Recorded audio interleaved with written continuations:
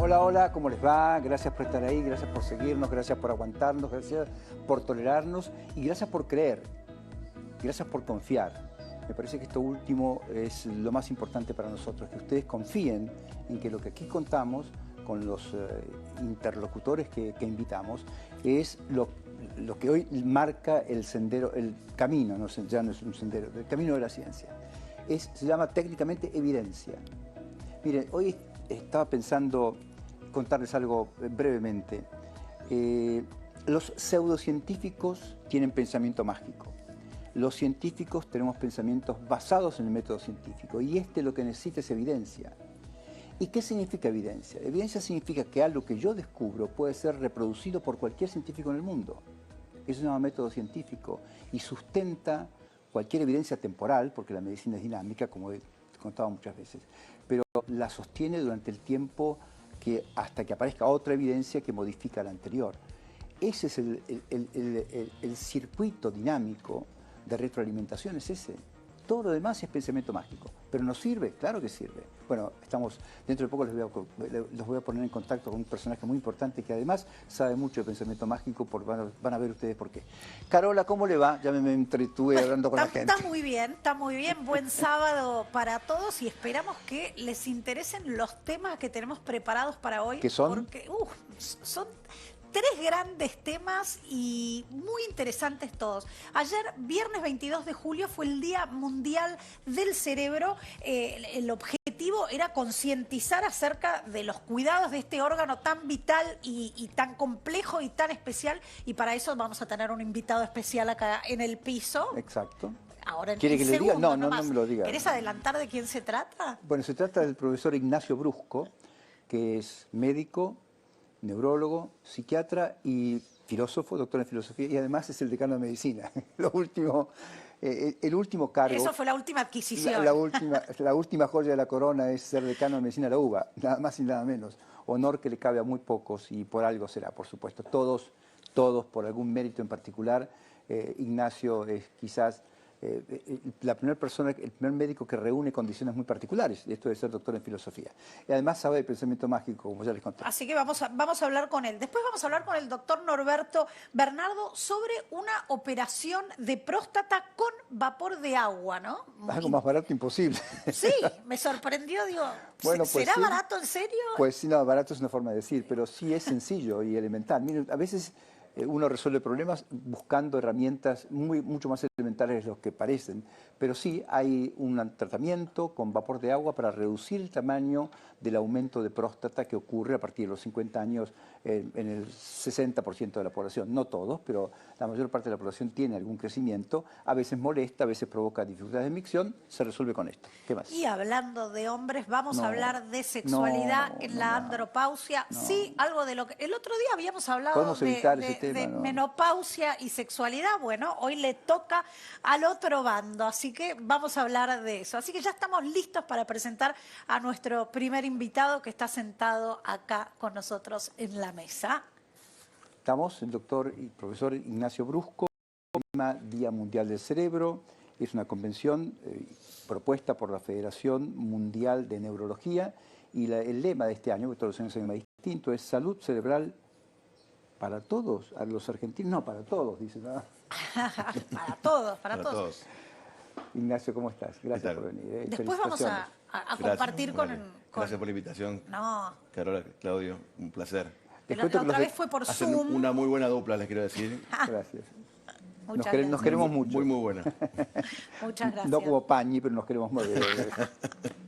Adelante, señora. Primera pregunta. Compartimos una imagen que dale, tenemos para ver, porque tal vez está bueno como disparador. Mira esta imagen maravillosa. Yo diría, ni me tomen a mí. Tomen, claro. Esto. Usemos esto como disparador. Bueno, esto es Capilla Sixtina, claro. Michelangelo, Buonarroti, Florencia, 1400. Un gran estudioso de la anatomía humana, gran estudioso. Disecando cadáveres, te cuento. Con la disección, sí. No solo observando, ¿no? Algo las manos y los ojos y la atención puesta ahí, y pintó esto. El manto de Este Dios. manto rosado de Dios, lo tenemos a Dios. No lo vemos a Adán ahí, pero sí lo vemos. Después del dedo. Después del dedo, Claro. Adán está haciendo lo propio también, está tratando de alcanzar a Dios. ¿Qué vemos ahí? ¿Qué es esta forma tan particular que vemos ahí? Y no lo ¿La conocía, pero reconocen? Es un corte sagital de costado, de perfil sería, del cerebro, y donde la hipótesis sería, ¿no? Que estoy deduciendo yo, la hipótesis Pero sería muy que el bien, por dibujo eso, está repitiendo un poco la estructura Ok. cerebral. ¿Tiene la corteza y su sentido corteza. esto para Tiene sentido, alguien que ves? algunas partecitas son interesantes. Es pensable que podría tener alguna relación. La primera vez que lo veo en realidad y sí, Sí, es no, interesante. Es Yo interesante. tampoco Por lo menos había visto. para- Es una novedad que para nos el trajo con- el Para el doctor. conocimiento, por lo pronto, es importante, incluso para el alumnado, es importante dar estos modelos que refuerzan fuertemente, porque quizás con esto aprendan mucho más que ver un cerebro de forma Sí, directa. claro, es así. Bueno, pero la anatomía es familiar, ¿no? Es anatomía esa es familiar, forma es que familiar, que sí, se es ve ahí, familiar, bueno. familiar. El punto es si esto es gustó. coincidencia o si fue Fue hecho adrede por pensado. Michelangelo, ¿no? Bueno, Michelangelo estuvo lleno de sutilezas. trucos y sutilezas ¿No es cierto? y datos escondidos en sus pinturas, ¿no? Así que Eso es, y de mucha incorporación de la anatomía que conocía muy bien, porque había sacado muchos cadáveres, que a veces se los suministraba su médico personal, y a veces los conseguía en algún convento o en alguna historia medio tenebrosa de gente ejecutada sobre la cual se hacían disecciones. Reflexiones, día del cerebro. Bueno, el cerebro nosotros decimos en medicina que el cerebro constituye una estructura totalmente diferente al resto de las áreas de la salud no médica, sino, por ejemplo, la veterinaria. Es decir, una gran diferencia entre la veterinaria y la medicina es el estudio del cerebro humano, porque nos diferenciamos fuertemente. Un riñón, muchas veces la estructura fisiológica del riñón, el Cerdo animal tiene el es mismo muy riñón parecida, lo enseñamos igual, y podríamos dar fisiología animal del riñón Interesante. en ambas cuestiones. Sin embargo, el cerebro no es imitable. Esto lo vemos fundamentalmente cuando tratamos de hacer modelos de lo que nos pasa a los humanos, como de Alzheimer, por ejemplo, en diferentes animales, y eso no se puede conseguir replicar. Se pueden ser modelos genéticos, pero el animal no tiene corteza cerebral como tiene el ser humano, no tiene la corteza prefrontal, que es una corteza que se termina de desarrollar a los 30 años, que nos da la conciencia, la capacidad de abstracción, la capacidad de flexibilidad. Eso es inconcebible, y eso tiene dos paradigmas. Primero, es la etapa última en llegar evolutivamente en el cerebro, y la última también en desarrollarse individualmente. Son áreas muy complejas que permiten estas cuestiones que nos hacen pensar y tomar conciencia de varias cosas. Por ejemplo, una conciencia de finitud. Es difícil que los animales, excepto algunas excepciones que se plantean de forma más primaria, que tengamos conciencia de fin, que es el problema del ser humano. Si el problema del ser humano, en el siglo XX se planteó esto, Heidegger lo planteó fundamentalmente, que el gran problema del humano es saber que se va a morir. Saber que se va a morir. Exactamente. Otra cuestión que se puede reproducir, que tiene la capacidad reproductiva también, es otra conciencia que no se tiene. Son conciencias que adquirimos con el desarrollo de la gran complejidad que tenemos en nuestro cerebro. es increíble porque uno lo ve ahí y es un órgano así concreto con su anatomía, ustedes lo han Pesa 1,5 disecado, kilos. tiene todas las características que ustedes, y a la vez hay toda una parte, es decir, cuando vos hablaste de finitud, de angustia, por ejemplo, Está todo ahí. y angustia, claro, hay un proceso cerebral en mi angustia, no la siento en otros órganos, o tal vez también, pero También la lo otro. proceso y la entiendo a partir de que tengo un cerebro acá adentro, ¿o no? Exactamente, está muy bien lo que decís, porque agregaste el cuerpo. A veces Sí. los neurólogos nos quedamos con el cerebro nada más, y en realidad es el cerebro, que es el órgano central de este Sí. procesamiento, pero siempre implica al cuerpo, porque lo sentimos en el cuerpo, todo lo que es sensaciones que llamamos propioceptivas, corporales, autonómicas con las taquicardias. Las personas que tienen ataque de pánico saben claramente cuál es la circunstancia. Se agarra el pecho, y sí. el metaboloma que comentamos en off, ¿no? Y es decir, la importancia también del intestino, trabajando con el cerebro y las sustancias químicas que secretan diferentes partes del cuerpo. Sin embargo, este órgano que se ha desarrollado fuertemente en el Homo sapiens, que somos nosotros, que somos una especie muy nueva, tenemos solamente 300.000 años, tenemos que ser muy, muy humildes porque tiene miles de millones de años la Tierra, y sin embargo nosotros tenemos solamente 300.000 años de existencia, somos una especie muy novedosa que ha mutado y revolucionado muy fuertemente y se ha hecho sedentaria en los últimos 10.000 años, por lo cual muchas cosas que nos pasan en salud pasan por esta Tienen que no ver con- adaptación cerebral. No le damos tiempo al cerebro humano y a adaptarse a las nuevas condiciones que vivimos, y eso tiene que ver también con muchas cuestiones de salud. Bueno, es muy grande, como ustedes se darán cuenta, las posibilidades que implica, pero es un órgano muy sensible. Es el primer órgano que se lesiona, es el más complejo, y como al ser más complejo hay un paradigma en biología que es lo más complejo se transforma en lo más sensible ante una hipoxia cerebral, una falta de oxígeno cerebral, por eso ante un paro cardíaco, el primer órgano que se va a lesionar es el cerebro, y fundamentalmente el área más compleja del cerebro, que es el lóbulo prefrontal, que es que nos hace pensar, nos hace reflexionar estas cuestiones de conciencia. Tenemos una placa con Sí. datos, ¿querés pedirla? Sí, tal vez para Adelante, que la por favor, compartamos a ver. con la gente. Si vos tenés algo que agregar, Ignacio, A ver, tenemos vamos con la acerca placa, por favor. de justamente algunas características del cerebro. A ver, 1,5 kilos es Eso su es. peso. A ver, vamos Vamos a ver. pasándolas. La siguiente. Consume el 20% del oxígeno total del cuerpo y el 25% de la glucosa. Esto tiene... Es un gran metabolismo. Claro. Esto tiene consecuencias, y fundamentalmente esa sensibilidad que tiene a la falta de oxígeno es porque requiere de un gran metabolismo. Es decir, la glucosa es la nafta, ¿no? Claro. Y el oxígeno es la combustión, que un auto no tiene oxígeno, como pasa en las grandes alturas, no arranca, ¿no? Esto es más o menos parecido. Pesa el 2% del cuerpo y consume el 20% de la energía. Esto es en comparación a otros órganos. Y tiene un alto consumo de energía, y también tiene una consecuencia que es generar detritos, es decir, basura cerebral. Basura metabólica. Basura metabólica que hay que limpiarla, y por ejemplo en la enfermedad de Alzheimer una de las grandes hipótesis es que empezamos a limpiar mal la basura cerebral. Para que tengamos idea, por año se producen 2 kilos de basura en el cerebro, más que lo que pesa el cerebro, nada más que la limpiamos en un nuevo ¿Basura sistema. concreta, mensurable? Sería o... basura mensurable, que son proteínas alteradas, instancias de las moléculas que están ya no, sin servir. Muchas veces son proteínas, consecuencias proteicas que ya no sirven más. Eso hay que limpiarlo, y si se queda acumulado hay un problema. Dentro de esto nace un concepto muy importante, se llama sistema linfático. Parecido al linfático, sí, pero es interneuronal. Y a la noche ese sistema se abre y limpia. Por eso es tan importante, por ejemplo, para nosotros el tema del sueño. Claro. Y el descanso. El descanso, fundamentalmente el sueño lento, que es en el momento que se limpian esas proteínas. No es el único paradigma, pero es uno de los paradigmas más importantes. Cuando ese mecanismo o de destrucción o de limpieza se altera, empiezan a haber problemas. La glía es como el tejido conectivo para el resto de los órganos, ¿no? Exacto. El tejido de sostén. El sostén, que todos sabemos que el tejido conectivo hace muchas cosas más, y la glía también. Tiene inmunidad, tiene alimentación, además de sostener.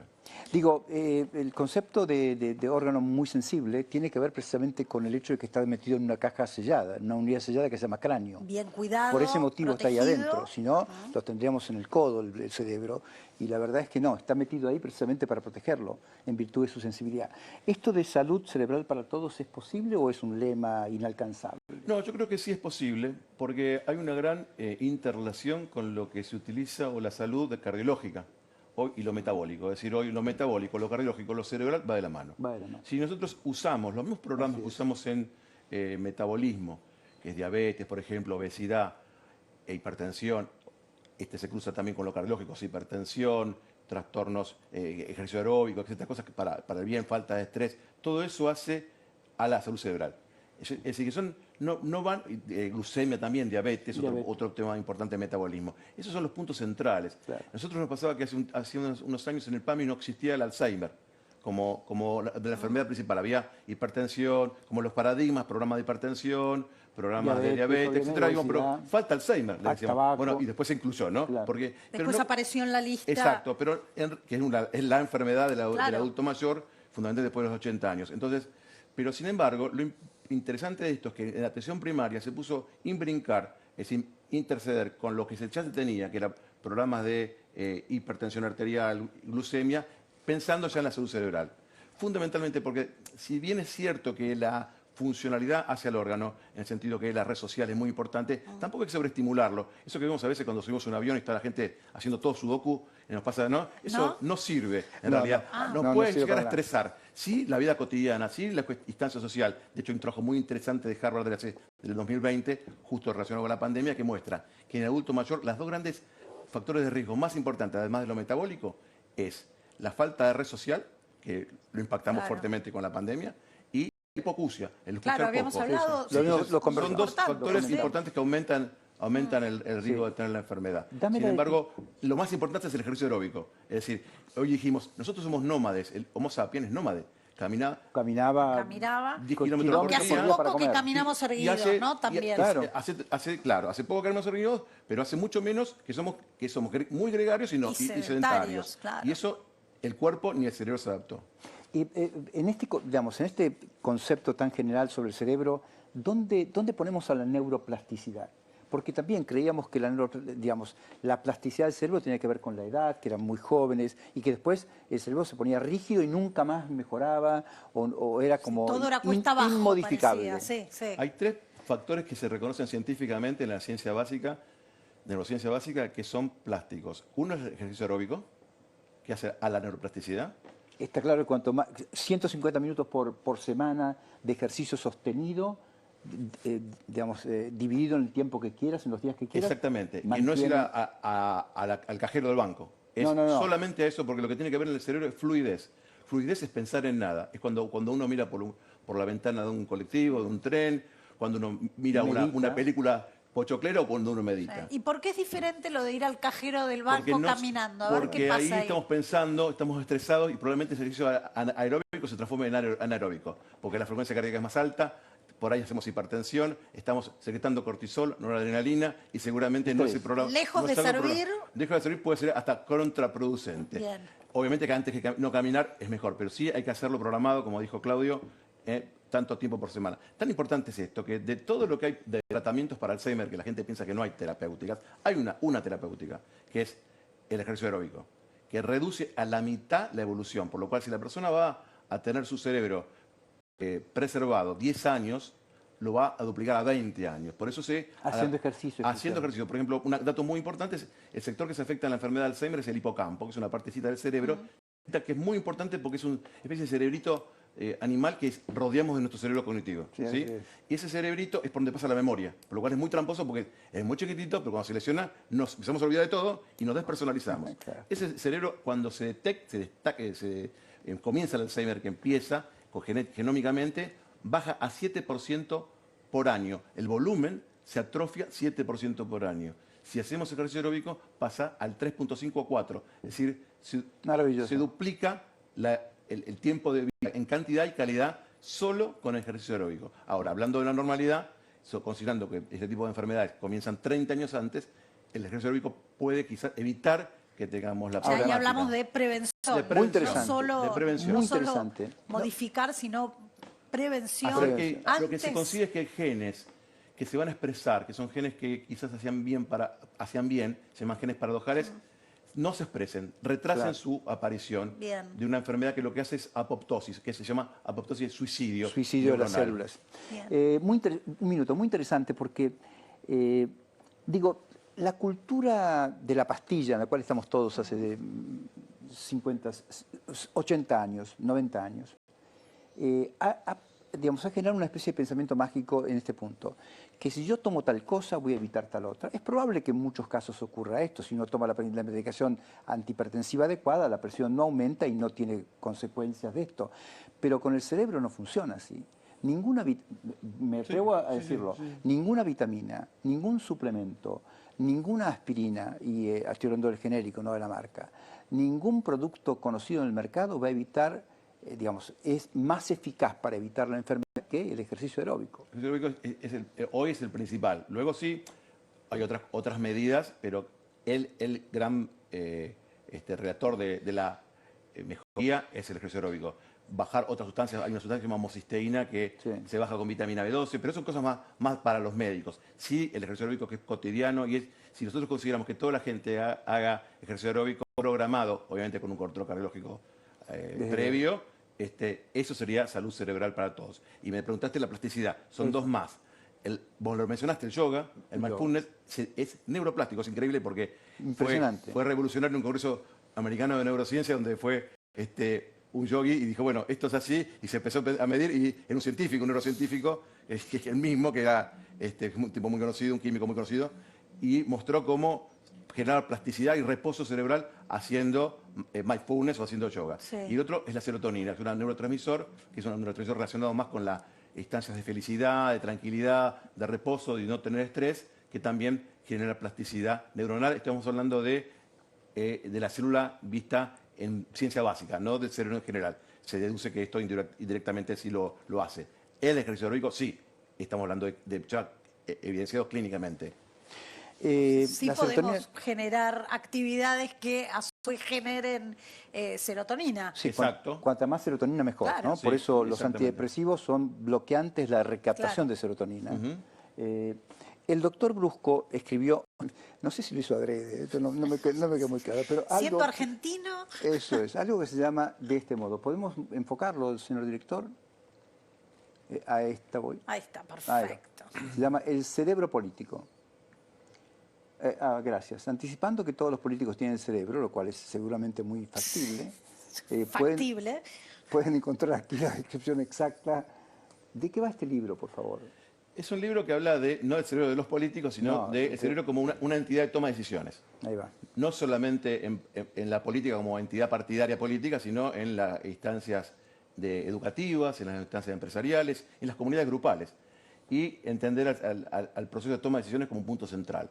De eso va, de los sesgos que cometemos, de los errores que cometemos, y una cosa que vos comentaste recién cuando hablabas de la evidencia, que es el pensamiento mágico, que es las Claro. creencias. Estamos permanentemente luchando entre nuestros sesgos de pensamiento de creencias y nuestra realidad empírica. Los científicos también pecamos de eso y por eso a veces tenemos errores, y por eso tenemos que replicar y justamente replicamos que sea plausible nuevamente un nuevo método y vemos que se pueda validar con otros papers, con otros grupos para decir, bueno, este medicamento sirve, esta terapéutica sirve o no. Porque siempre estamos invadidos por nuestra subjetividad, que es nuestras creencias. El problema es cuando todo es creencia. Claro, ahí estamos perdidos. Por ahí va el libro. Creencias, sesgos y toma de decisiones. Bien. Maravilloso. Muchas Si gracias. yo lo tengo en casa, lo voy a empezar a leer. Después me cuenta. Sí, yo sí, también sí, estoy leyendo. sí, Estoy sí, por sí. capítulo 3 ya. Les cuento por las dudas. Lo acabo de ganás, dar. me venís ganando. Bueno, muchas gracias. No, muy amable. De corazón. Muchas gracias. Gracias por venir, gracias por venirte un sábado a la tarde. No, La un verdad es placer, Un honor. un Un placer. honor, un honor, un honor. Para mí más. Lo despedimos. Sí, lo despedimos. Muchísimas gracias y tenemos conectado a nuestro próximo Sí, invitado, invitado. de hoy. Perdón. ¿Está por ahí el doctor Bernardo? Sí, Norberto, cómo no, Carlos. Acá está. ¿Qué tal, Norberto? ¿Cómo le va? Muy bien, gracias, Claudio. ¿Cómo están ustedes? Bien. ¿Querés Muy bien, presentarlo, por favor? gracias. ¿Querés presentarlo? Sí. El doctor Bernardo es jefe de servicio del Centro Argentino de Urología. Y con él vamos a hablar de esto que yo voy a preguntar si es novedoso o no, esta operación de próstata con vapor de agua. ¿Esto es novedoso para mí o es novedoso para la ciencia?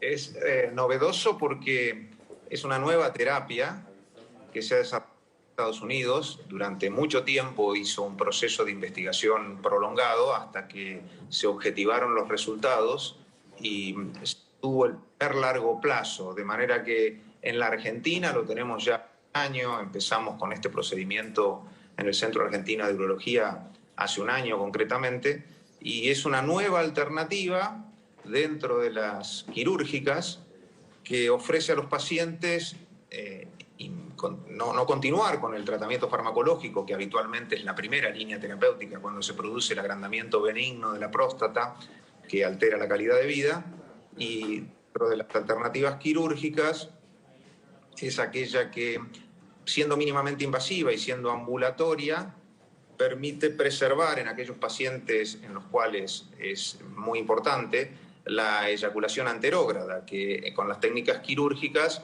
a veces se mantiene perfectamente la erección, pero se modifica la eyaculación.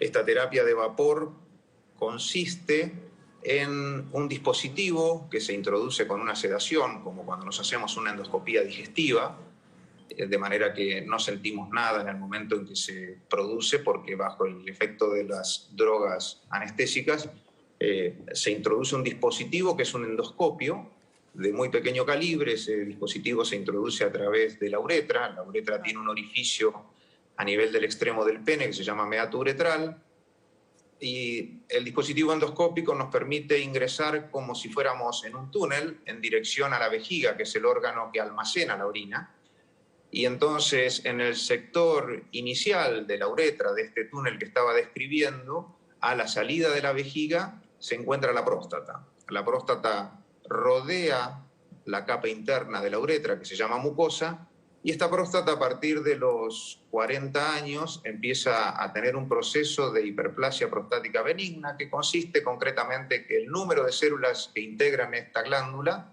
aumenten en tamaño y en volumen.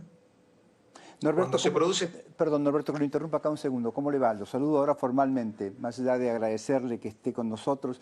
Solo aclarar un par de cosas para que la gente no se pierda en esto. Primero, pedirle a la producción si puede poner, en cuanto yo termine de hacer este breve comentario, el video para que lo comente el doctor y podamos mostrar a la gente en imágenes de qué va esta historia. Pero estamos hablando del aumento de tamaño de próstata, como usted dice muy bien, que ocurre a partir de esa edad, que molesta a veces para iniciar la micción o genera un goteo persistente al finalizar la micción, que perturba de alguna forma la micción, pero no es el cáncer de próstata. Digo, para dejar bien claro este punto, perdón que sea tan categórico, estamos hablando de un aumento benigno, como usted dijo muy bien, del tamaño de la próstata y de su peso, bien, no eventualmente cáncer. Esto no sirve para el cáncer.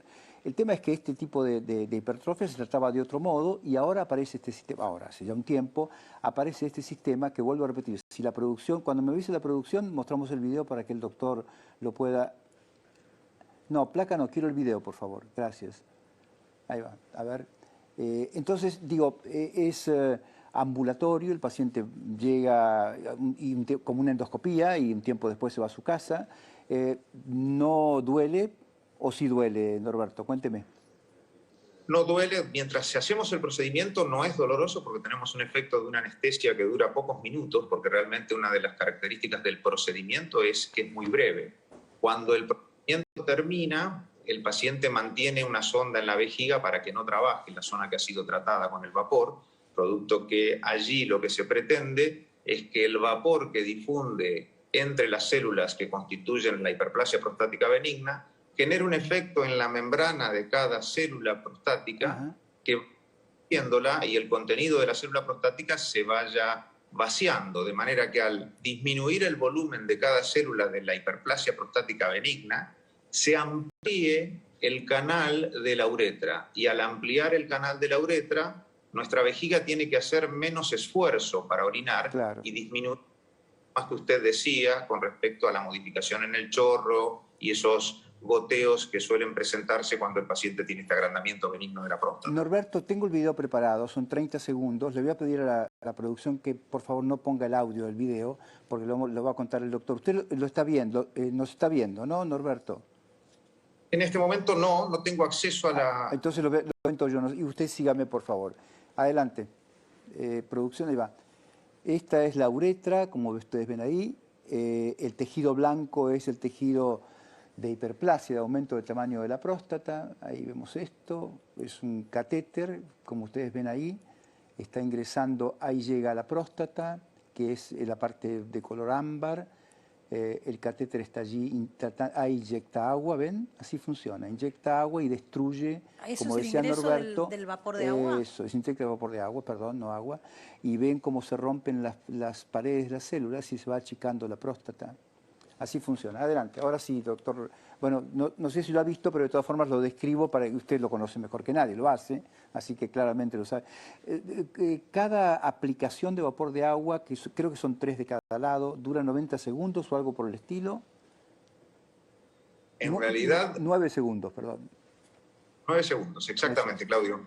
La cantidad de inyecciones que se aplica de vapor es proporcional a la evaluación endoscópica que hacemos midiendo entre el cuello de la vejiga. El cuello de la vejiga es el punto de inicio de la uretra y el veromontanum. El veromontanum es una estructura que nosotros tenemos por arriba del esfínter urinario, el que nosotros traemos cuando queremos interrumpir una micción. Entonces, la distancia establecida entre el comienzo de la uretra y el veromontanum, que es esta estructura por la cual sale el semen hacia la uretra, nos permite establecer la necesidad de la cantidad de inyecciones que hacemos, que pueden ser 2, que pueden ser 3, en algunos casos pueden llegar a ser 4, y esta que varían entonces de un paciente a otro de acuerdo a las necesidades que evalúen ustedes.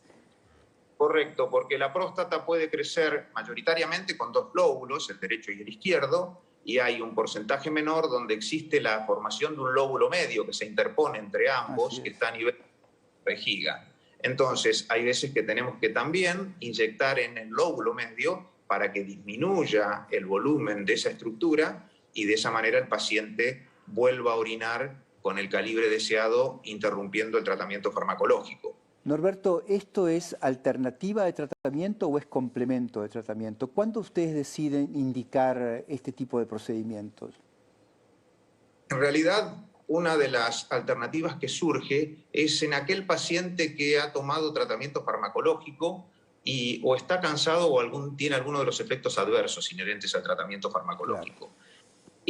Claro. Sabemos que el tratamiento farmacológico, hay tres grupos de fármacos: aquellos que tratan de disminuir el volumen de la glándula prostática, como puede ser el dutasteride o el finasteride, que en un proceso lento va logrando, actuando sobre el metabolismo de la hormona masculina, que es la testosterona, va logrando una disminución del volumen de la glándula prostática. El otro grupo de fármacos son los alfa bloqueantes. Son drogas que actúan en el cuello de la vejiga. Era ese sector inicial de la uretra.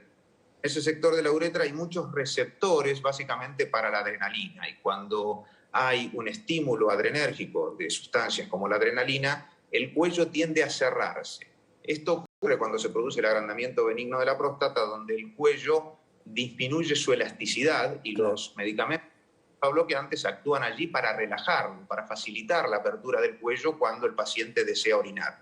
Y el tercer grupo es aquel que relaja la cápsula prostática. Nosotros en la cápsula prostática tenemos una estructura homologable a lo que sería un cítrico, como puede ser un quinoto en pequeño tamaño o una mandarina. La cáscara sería la cápsula, los gajos sería la hiperplasia prostática benigna. Claro. Bien, el tercer grupo es el que relaja la cápsula, como es el tadalafilo. Claro. Entonces, los pacientes durante un determinado tiempo se cansan o tienen alguna intolerancia, buscan alternativas entre las quirúrgicas. Y entre las quirúrgicas, la más buscada en términos de preservar la eyaculación sería esta, porque es la que vino a dar respuesta a una problemática que teníamos previamente en los tratamientos quirúrgicos, que era que lográbamos un efecto espectacular en términos de desobstrucción para que el paciente orine con mucho calibre, claro, con poco tiempo, pero sacrificaba el efecto eyaculatorio, porque el cuello de la vejiga, el que nombraba antes, que tiene esos receptores alfa, es el que se encarga de contraerse cuando tenemos eyaculación. Claro. No se contraía y la eyaculación iba a la vejiga, no al exterior. Correcto, así es. Norberto, entonces queda claro que este es un procedimiento que no es una alternativa, sino salvo que el paciente tenga efectos colaterales o tenga algún problema con la medicación que recibe. De lo contrario, ustedes sostienen que la medicación es el gold standard, el tratamiento más habitual, lo más frecuente. Cuando empiezan a aparecer los síntomas, donde el paciente empieza a referir que nota que tiene que orinar más frecuentemente, que empieza a interrumpir su sueño a la noche, levantándose una veces y a veces más, eso empieza a afectarle el descanso y su calidad de vida, puede empezar a tener episodios en la vía pública de urgencia para orinar, es en el momento en que empieza el tratamiento farmacológico. Siempre el tratamiento farmacológico es el primer abordaje. Algunos de ellos mejoran la sintomatología, y así como la hipertensión arterial es tratada con fármacos que alivian el trabajo forzado del corazón por la resistencia periférica que hacen las arterias, aquí la relajación que logran estos medicamentos le da alivio no al corazón, sino a la vejiga, que es la que trabaja la vejiga. Entonces, siempre iniciamos con un tratamiento farmacológico, y aquellos pacientes que en algún momento fracasan en el tratamiento farmacológico, porque la próstata puede seguir creciendo y aquello que funcionó inicialmente ya no funciona todo el tiempo, y surge esta alternativa mínimamente invasiva, donde el paciente deja de tomar fármacos, recupera su calidad de vida en términos miccionales y preserva lo sexual. Perfecto. Clarísimo. Norberto, muchas gracias. La verdad que ha sido usted muy amable y muy claro en la explicación. Le mostramos una alternativa que seguramente no todo el mundo conoce, que es tan sencilla, no tan sencilla, dicho, contado de este modo, pero tan sencilla como inyectar el vapor de agua. Así que tiene que ser en manos de un experto, obviamente, no hay ninguna duda al respecto. Así que le agradezco muchísimo, nos vamos a ver para tomar un café en algún momento y charlamos un poco más de esto, a ver qué otra propuesta podemos hacer a la gente. Le mando un fuerte abrazo, muchas gracias. Te agradezco, Carola y Claudio, estoy a disposición para tomar un café y encontrarnos en cualquier momento. Ha sido un gran placer, gracias. Gracias. Muchísimas gracias. ¿Puedo tomar café? Perdón, ¿puedo tomar café, no? Sí. Sí, yo creo que sí. Adelante, Supongo dígame. que mientras hagas las consultas anuales Hasta como hay dos que cafés, hacer... hasta 2 cafés por día Bien, se puede tomar bueno. sin ningún problema. Tengo algo para leerte acerca de los Estados Unidos y después yo quiero que me comentes. Porque dice, la mayoría de los estadounidenses creen que su dieta es más saludable de lo que realmente es. Sí. Según un estudio de la US Department of Agriculture, dice que la mayoría de las personas no pueden calcular correctamente qué tan saludable es su dieta y creen que comen más saludable de lo que realmente lo hacen. Sí, esto se llama negación en psicología. Sí, ¿O no? en otro área, Esto sí. es, porque claro, buscar un subterfugio para creer que comer una hamburguesa, no de soja, sino una hamburguesa de carne picada, eso es saludable, o un sándwich con 3 hamburguesas de carne picada es saludable. La verdad es que hay que ser muy negador para pensar eso con la información que hoy existe, por supuesto. Pero bueno, cada uno piensa lo que quiere. Este es un estudio muy interesante que demuestra precisamente eso, que mucha gente cree que lo que come está bueno y lo que come no lo está, porque tiene una excesiva cantidad de grasa, usa muchos procesados y ultraprocesados en lugar de productos más naturales. La historia es la creencia, es lo que decía en algún momento Ignacio Brusco, ¿no? No podemos seguir sustentándonos solo en creencias, hay que buscar evidencia para que esa creencia sea realmente convincente, porque de lo contrario es pensamiento mágico. Y yo no tengo ningún problema con el pensamiento mágico, porque los tengo como todos nosotros, pero que no predomine, porque si predomina estamos complicados.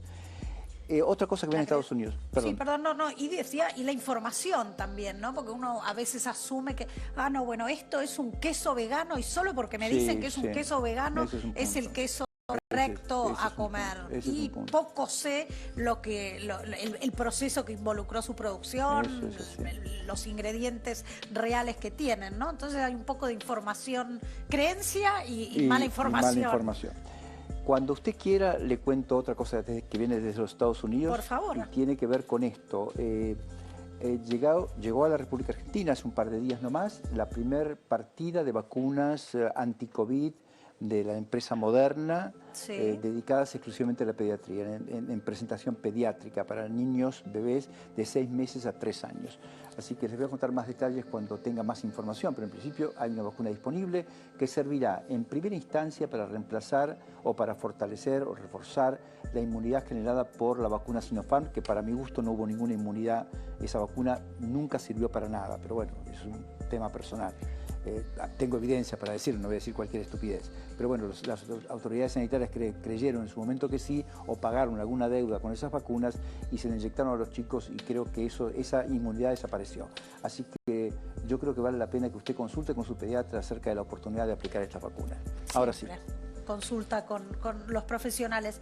Le damos la bienvenida a nuestra invitada. Ahora Me parece estupendo. Está la doctora Inés Morent con nosotros. Ella es especialista en medicina interna. La segunda visita ya, ¿o no? Gracias, muchísimas gracias por la invitación. Segunda visita, por ahora. Habíamos hablado de sexualidad y menopausia y ahora vamos a pasar... Habíamos tocado el tema que no se habla, ¿no? Que le habíamos puesto el nombre de andropausia, aunque está un poco mal puesto porque el varón nunca deja de tener testosterona a lo largo de toda su vida. Eso es muy interesante. Menopausia es un término griego que dice pausa y el varón pierde a partir de los 40 años un porcentaje muy bajo anual, 0.4%, la cantidad de testosterona, pero tiene testosterona biodisponible hasta que muere. Bien, Entonces, acá tenemos ahí está, término una placa. andropausia es inapropiado y no claro, es correcto. climaterio masculino o andropenia. ¿Por qué climaterio? Climaterio es... Me suena feo eso a mí. Suena ¿no? Como feo, hombre. ¿no? Suena feo, Pero sí. bueno, no está mal. En realidad, Puede ser usado con sí, con las en realidad, mujeres. claro, porque es el mismo término, es Sí. una alteración en la cantidad de las hormonas y que tiene explicaciones fisiológicas, ¿no?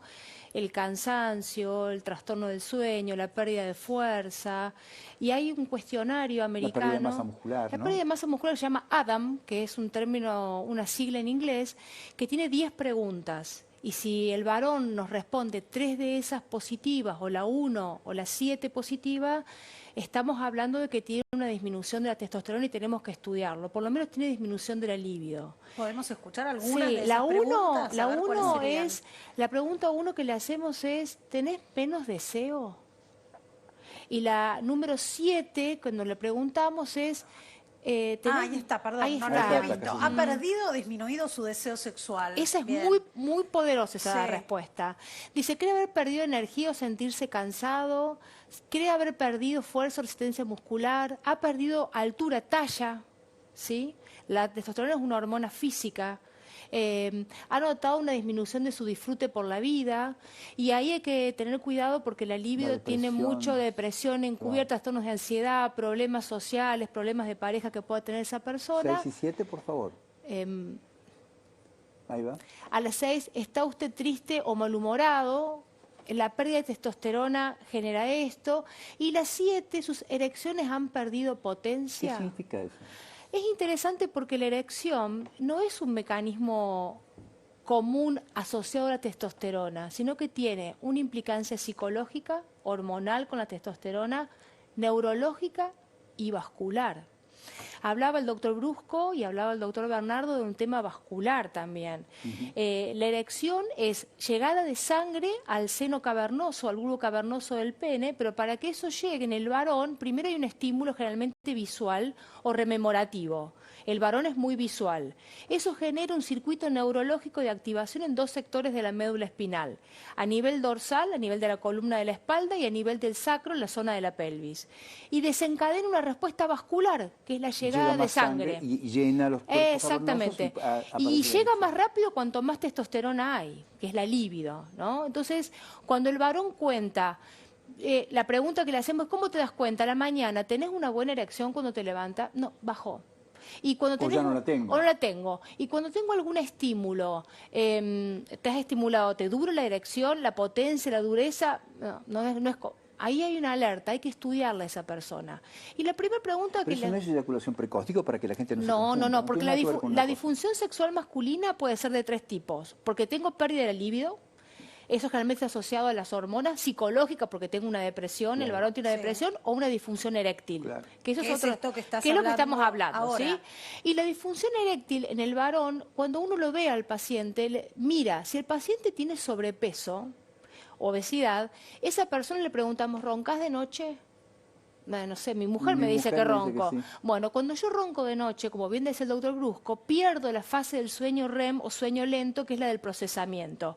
En ese momento es cuando hay están las erecciones nocturnas y generan y sostienen la erección matinal. Entonces, dormir mal, aparte de alterarnos la calidad neurológica, también nos altera la función sexual. Por eso es tan importante dormir bien y pero dormir Una vez más profundamente. volvemos No, eso no- al sueño, ¿no? Es que Las somos, implicancias del sueño es que en el la salud. humano es uno, digamos, y todo lo que es natural, como es la sexualidad, tiene que ver No, también pero con la... Inés, claramente, este concepto de si yo duermo mal, no tengo erecciones o no las tengo buenas erecciones, es un tema Pero, que no se ha contado con mucha frecuencia. Bueno, es cierto. la persona duerme mal, tiene sobrepeso, dijimos que lo habíamos Sí, visto en sí, el costo de está roncando. sobrepeso. Bueno, ¿Por qué ronca o tiene bueno, apneas? ¿y qué pasa? Cuando tiene sobrepeso vienen 2 enfermedades asociadas al sobrepeso, a la obesidad. La diabetes, que es una enfermedad vascular que trae trastornos, dificultad en la erección y sostener la erección, y la hipertensión arterial.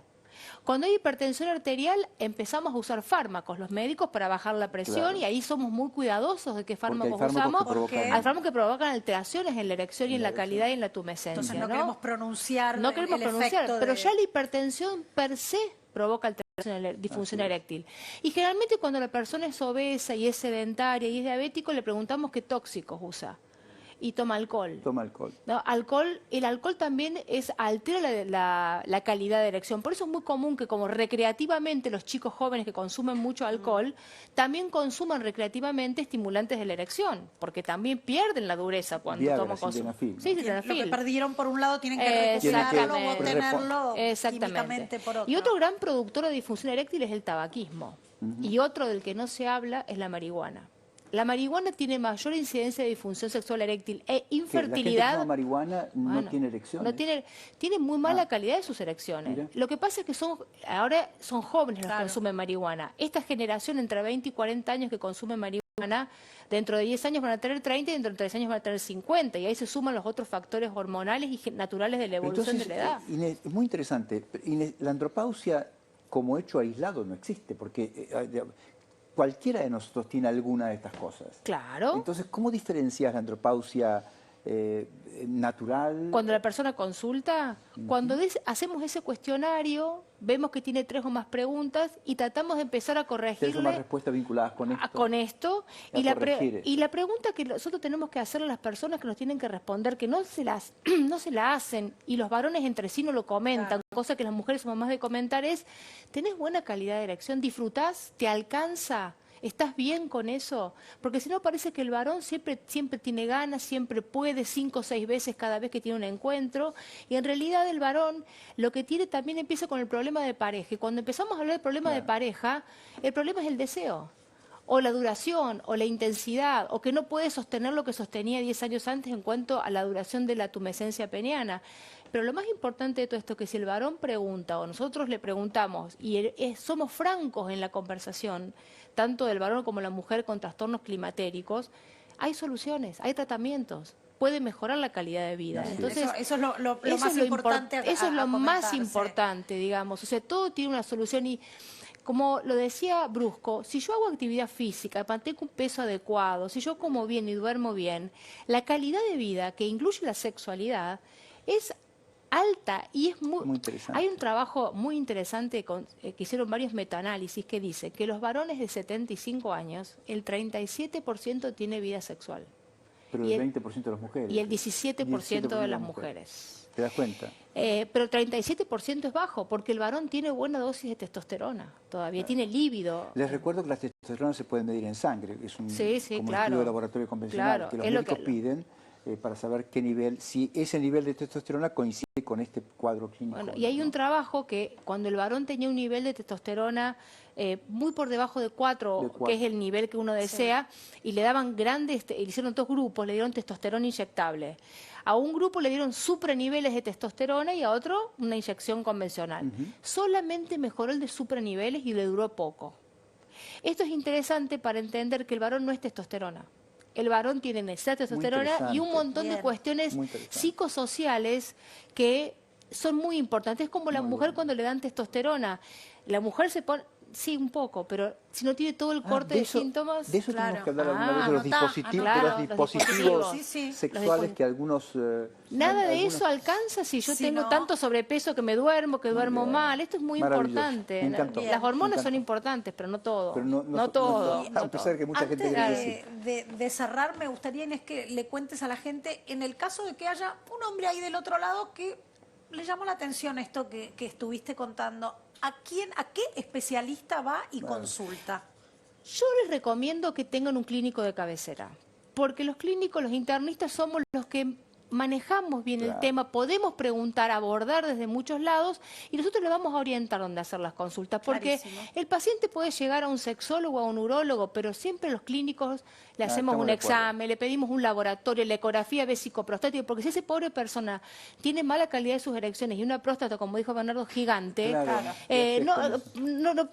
qué va a ir al sexólogo? Tiene que ir primero a solucionar el problema que lo convocó. Resolvamos los temas médicos. El médico de cabecera es fundamental para todo, digamos. Clarísimo. O sea, me parece tenemos que invitarla varias veces más. Sí, con mucho gusto, con mucho gusto. Gracias a ustedes, muchas gracias. Muchísimas gracias, Inés. ¿Y ahora?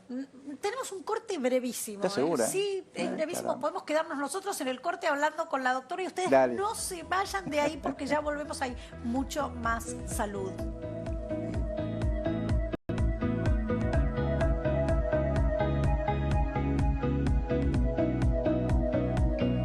En este hotel, Mónica pagó 9.700 pesos por noche. Camila solo pagó 8.150 pesos. ¿Cómo? Camila usó Trivago para comparar las ofertas de los principales sitios de reserva y así ahorró 1.550 pesos. Hotel Trivago.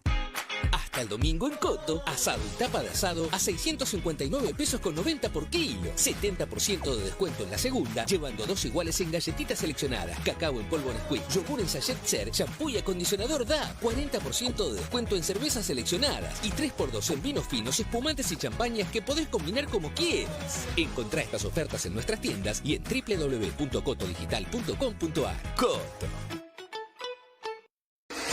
Tira papeles, plásticos, metales, cartones o vidrios limpios y secos en el contenedor verde o punto verde más cercano o entregáselos en mano a un recuperador urbano. Para saber más, entra a buenosaires.gov.ar/reciclables. Buenos Aires Ciudad.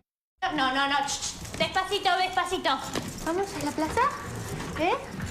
Mamá va a probar los nuevos patines. Nuevo Paulos BL. Su fórmula multiacción regenera la piel actuando en todo tipo de heridas leves. La vida está llena de momentos para usar Paulos BL. La Nación presenta Vinilos de Colección. La mejor selección de artistas todos los meses en tu kiosco. Colecciona los discos que más te gustan, los infaltables y esos nuevos que querés descubrir. Conseguilos desde 3.000 pesos. Con cada entrega, vinilo más libro. Búscalo en tu kiosco. Presentamos Ibumejoral Niños con ibuprofeno, porque a veces entre padres e hijos vemos mundos diferentes. Cuando el día está frío y lluvioso, ellos ven un sol radiante para salir a jugar. Para esas ocasiones existe Ibumejoral Niños. Ibumejoral para niños, tranquilidad para padres. Un yogur único tiene que expresarse de forma única. Cuando mezclas cosas únicas, obtenés resultados increíbles. Como Cernatur, que no tiene lactosa ni edulcorantes artificiales y está endulzado con miel y stevia. Cernatur, único como todo lo que hace. En este hotel, Mónica pagó 9.700 pesos por noche. Camila solo pagó 8.150 pesos. ¿Cómo? Camila usó Trivago para comparar las ofertas de los principales sitios de reserva y así ahorró 1.550 pesos. Hotel Trivago.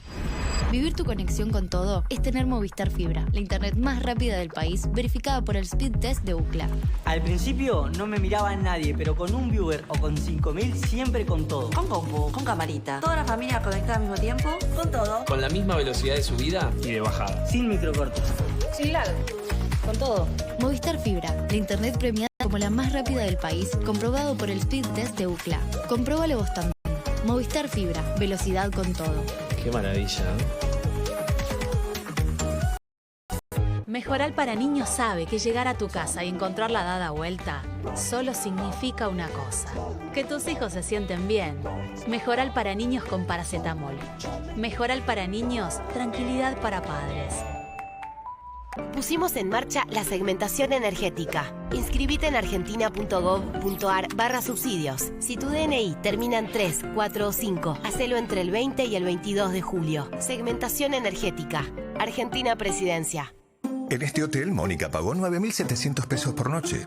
Camila solo pagó 8.150 pesos. ¿Cómo? Camila usó Trivago para comparar las ofertas de los principales sitios de reserva y así ahorró 1.550 pesos. Hotel Trivago.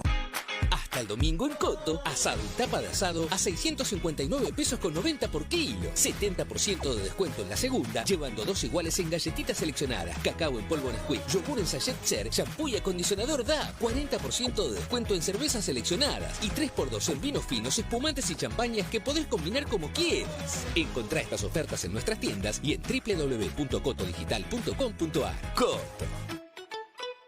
Presentamos Ibumejoral Niños con ibuprofeno, porque a veces entre padres e hijos vemos mundos diferentes. Cuando el día está frío y lluvioso, ellos ven un sol radiante para salir a jugar. Para esas ocasiones existe Ibumejoral Niños. Ibumejoral para niños, tranquilidad para padres. En este hotel, Mónica pagó 9.700 pesos por noche. Camila solo pagó 8.150 pesos. ¿Cómo? Camila usó Trivago para comparar las ofertas de los principales sitios de reserva y así ahorró 1.550 pesos. Hotel Trivago. Esta semana con Pablo Sirván, a 70 años de la muerte de Eva Perón, Juan José Sebrelli analiza a fondo el perfil de un mito que llega hasta nuestros días. Hablemos de otra cosa. Sábado, 22 horas, en La Nación Más. gracias por seguir ahí, muchas gracias de todo corazón. Una breve, 10 segundos para contarles que esto no está en el programa, pero les cuento porque ocurrió hace un par de días. En Italia, hablo de política italiana en particular, renunció a Mario Draghi, el primer ministro, el premier italiano. Va a haber elecciones políticas, vale decir, el Parlamento se disolvió, el presidente de la República Mattarella disuelve el Parlamento, ambas cámaras, y llama a elecciones políticas generales de Italia que van a ocurrir cerca del 25 de septiembre. Así que a partir de la semana que viene o de la siguiente van a ver ustedes una campaña política de la comunidad, a la comunidad italiana, que eso es la que vota. En la Argentina tienen derecho a voto cerca de 1.100.000 personas. ¿En serio? Sí, sí. Un número importante. Es muy importante, Sí. así que por eso les vamos contando, porque hay mucha gente de la comunidad italiana que nos ve y hay mucha gente de esa comunidad que tiene derecho a voto, así que les vamos a ir contando alguna historia. Señora. Muchas gracias por la información y tenemos los títulos en Más Salud y vamos con una noticia importante que quiero que Claudio me comente, que tiene que ver con el aumento del sangrado menstrual post vacunación contra el COVID. Un estudio de la Beckham Institute for Advanced Science and Technology de la Universidad de Illinois, publicado en la revista Science, mostró que el 42% de las personas consultadas con ciclos menstruales regulares sangraron más de lo normal. Después de la vacunación Después de la anti-COVID, vacunación ¿no? anti-COVID, tengo acá la noticia, Science Advances, y este es el artículo. ¿Qué tenés para comentarme acerca de esto? Mire, tomamos con Carola esta información por dos motivos. Primero, porque es un hecho de observación. La ciencia tiene dos o varias, pero entre ellas dos alternativas muy importantes para poner de manifiesto una evidencia. Primero, mirando, observando. ¿Qué pasa? Mira, tengo 35.000 mujeres, hago un estudio acerca de qué les pasó después de la vacunación COVID 2, 3, 4 semanas más tarde y me doy cuenta que hay un 42% de mujeres que sangran más, que dicen haber tenido un sangrado más importante en volumen después de la vacuna. 42% es significativo. Sí. Hay un 47% que no tuvo ningún problema y el resto no sabe, no contesta. Más o menos así es la historia. Eso se llama estudio observacional. No es todavía evidencia, es un atisbo de evidencia. Ahora, después yo tengo que aplicar el método científico para evaluar si esto tiene una causa determinada o varias y eventualmente poner de manifiesto, poner en superficie esas causas. Eso se llama método científico, evidencia, y es un trabajo de investigación vía protocolo. No sé si la diferencia es sutil o no, si expliqué bien esta diferencia, pero todo empieza con ver algo, con mirar algo, con prestar atención a algo y después se convalida con un método que implica la posibilidad de descubrir por qué ocurre y de repetirlo o reproducirlo en cualquier lugar del mundo. Entonces estamos en la instancia de se observó esto. Exactamente. Bien, y nos iremos enterando si sacan alguna conclusión al respecto. Es temporal, el aumento dura un par de menstruaciones nada más y después se recupera sin ningún problema. Para que la gente se quede tranquila, porque seguramente hay muchas mujeres que están por optar a la vacunación todavía y esto... Sigan haciéndolo, por supuesto. Les recordamos que hoy volvemos, ¿no?, a estar acá en Más Salud a las 19 horas si no nos vieron, así que no se lo pierdan, o si se perdieron un pedacito del programa, a las 19 horas Más Salud repite. Nosotros nos tenemos que despedir. No, ¿me quedo un rato más? ¿Querés? Un ratito más. Van a sacar empujones. Hasta las 7 te podés quedar contándole a la gente un montón de cosas. Bueno, muchas gracias. Gracias por estar con nosotros, gracias por acompañarnos y gracias, como dije al principio de este programa, gracias por creernos, que eso es lo más importante. Muchas gracias por acompañarnos en esta tarde y antes de despedirme yo tengo algo para contarles porque llegaron las vacaciones de invierno y la ciudad está con un montón de programas y actividades diferentes. Miren. Vacaciones de invierno en la ciudad. Del 16 al 31 de julio, vení a disfrutar espectáculos, juegos y actividades. Conoce más en buenosaires.gov.ar/vacaciones de invierno. Buenos Aires Ciudad.